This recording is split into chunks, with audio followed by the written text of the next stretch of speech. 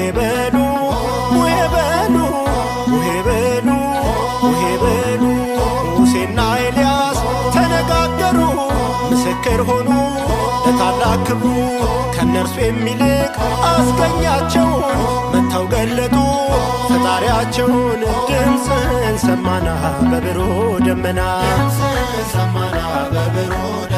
የቡሄው ብርሃን ለእኛም በራልን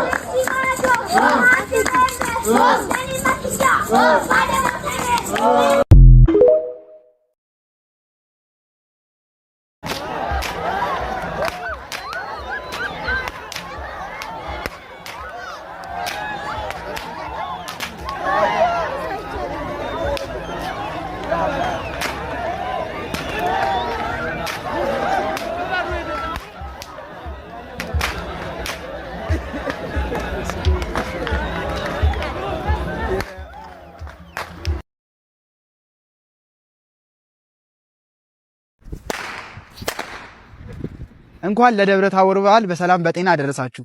በሰሚት መካነ ሰላም መድኃኔዓለም የሚገኙ ምዕመናንን ስለ ደብረ ታቦር ያላቸውን ዕውቀት እንጠይቃለን። ሰላም እንኳን ለደብረ ታቦር በዓል አደረሰሽ።